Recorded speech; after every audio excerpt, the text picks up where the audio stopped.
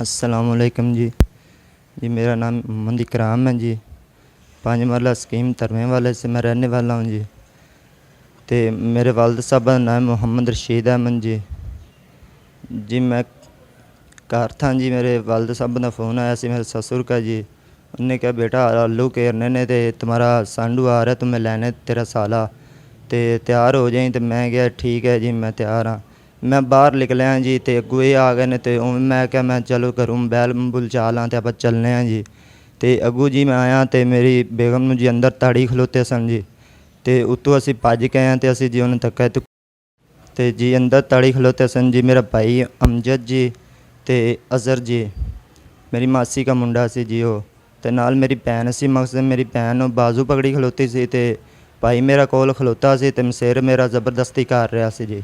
असी आए हैं तो जी मैं थलो बच्चा कढ़िया, मेरे बच्चे भी नप्पी खलोते सन जी। बेगम मेरी ना ज़बरदस्ती कर रहे सन जी। असी आए हैं तो बनवाई मेरे दूसरे साले मेरे ने जी फड़िया फुड़िया उन्होंने भज गए ने। असी अंदरों कढ़िया जी तो पुछया दसिया तो ज़बरदस्ती कपड़े कुपड़े फटे हुए सन सारा कुछ जी।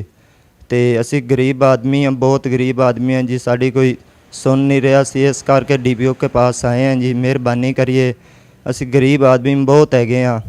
DPO साहब ने साड़ी दरखास्त है जी, साड़ी मदद की जाइए। असी बहुत गरीब आदमी हैगे हैं जी। साड़ी हथ जोड़ के दरखास्त है तुम्हें, तो असी बहुत गरीब हैं, कहीं सुनता नहीं पाया जी साढ़े। अस्सलाम वालेकुम।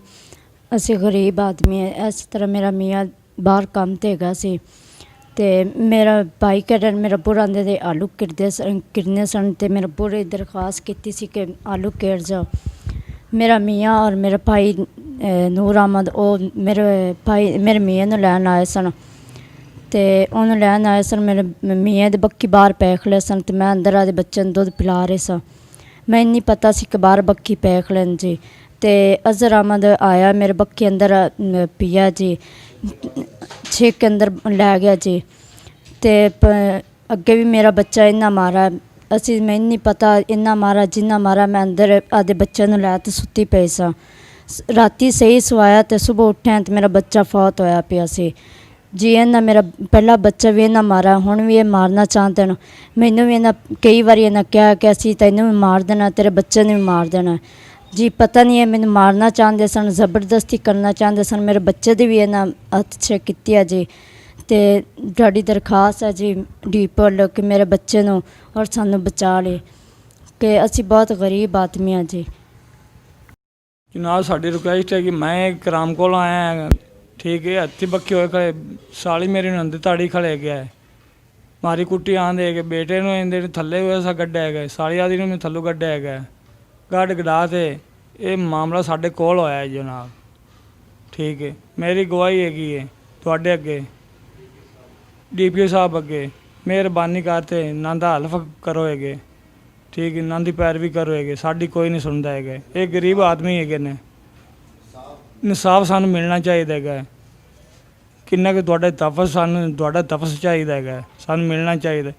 ये खुद मेरे को कल शाम वेले मेरे कोल गया है, मेरे को 30,000 रुपया लिया सो वो भी उन्हें अंदर चुक लिया गया। इन्हें विचों दीवार करनी सी, सांझी दीवार हैगी आदे विचों करनी आई वेड़े चों, वो भी उन्हें 30,000 रुपया भी इन्हें गड्ढ लिया गया तो नाल इन्हूं मारदे है कुटदे है। तो इनकी बेबी मेरी साली हैगी है, मैं खुद इन्हूं थल्लों कड्ढिया है, बच्चे ने भी थल्लों कड्ढिया है।